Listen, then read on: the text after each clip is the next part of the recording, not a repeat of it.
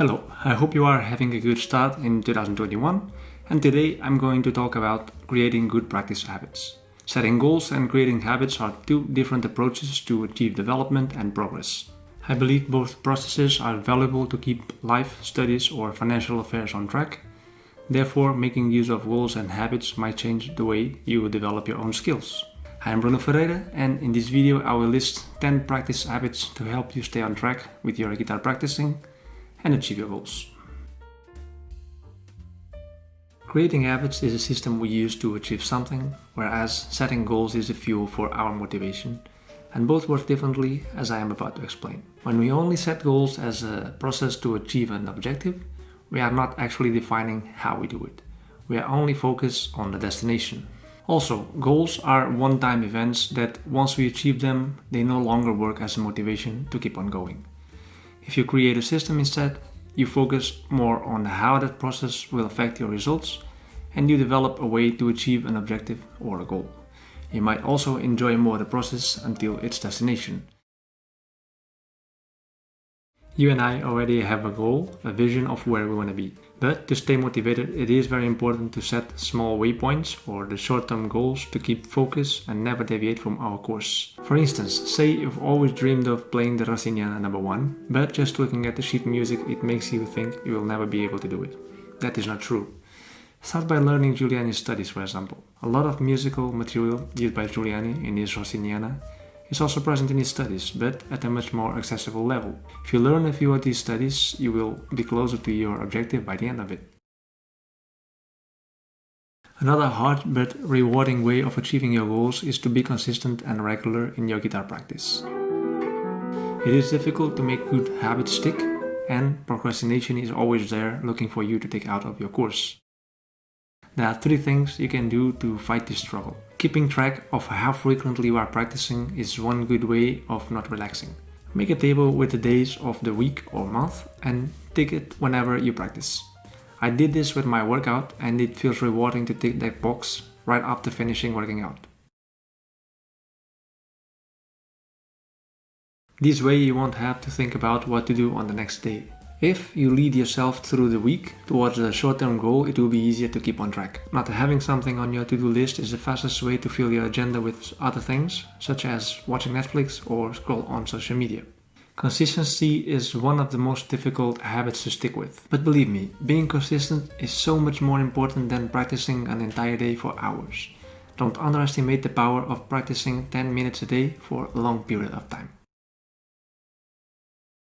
Another bad habit I've seen while teaching is playing music from the first source available. I always tell my students, look for the original source of every piece you play. This might seem a little bit overreacting, but think about this. Why would you spend months preparing a piece that was arranged, transcribed, or edited by someone else when the original score or even the manuscript are available? Edited versions of arrangements are always the perspective of the arranger and not your own perspective. These arrangements might present faulty editing or transcribing, so it is good to compare it with the original version, and then, if you agree, you can use it. If you have the opportunity to read or watch the reasoning behind the choices made by the transcriber or editor, and you understand it, then why not use it? I have recently made a video that shows the importance of verifying the sources by comparing the manuscript of La Catedral with 2 renowned edited versions of this piece, showing the differences, the flaws, and also their good solutions that you can watch by clicking here. Breaking down the harmony, the form, and the melodic context will help you to understand the musical tension and relaxation of a piece.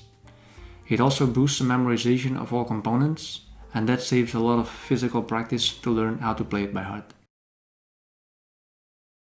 Listening to other instruments is also very important to learn their own language. You know, some composers are not only guitar players. Villa-Lobos, for instance, composed for cello, piano, and also guitar.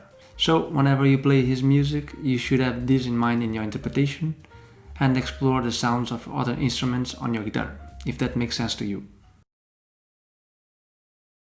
Dedicate 1 month of this year to experiment and learn a new technique with your guitar.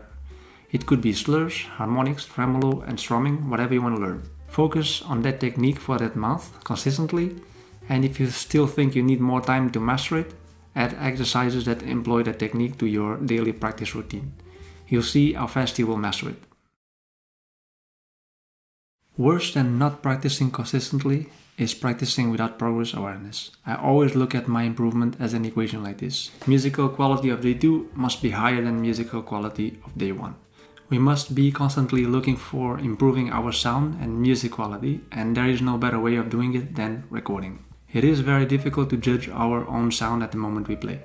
Recording yourself might help to make a true evaluation of your progress.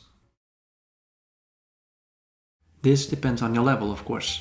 If you think that is too difficult, maybe it would be better to start by learning a simple melody or song by ear as ear training.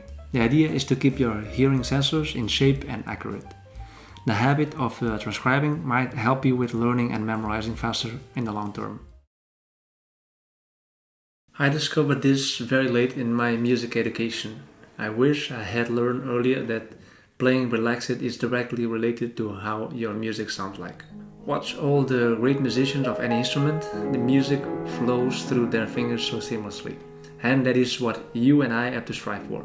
Here is a good exercise to improve relaxation. You can play any scale, a C major scale. One note has to sound well and the other one doesn't.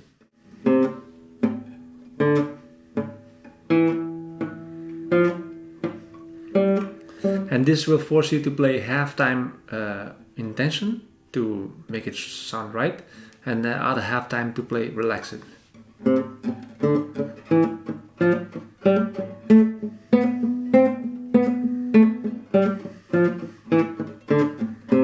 You will learn how to control the pressure that you exert on your string. This last one might seem a little bit silly, but make no mistake, it is important to keep our muscles healthy. Warming up and stretching is also a bit related with playing relaxed. Learning to play an instrument is a joint venture between your brain and your hands, in which you want your fingers to react exactly as your mind commands. That works much better when your muscles have no tensions and remain healthy. It is a long list, but if you never had the chance to try these habits, look at it as a guide for new experiments. I tried to gather a diversified list of habits to practice guitar to give you a broader overview of which new skills you could learn and also to help you developing your existing skills. So I hope you enjoyed this video, and if so, give that like button a push. It is a free way to give support that would be very much appreciated. Thank you for watching, and I will see you next time. Cheers!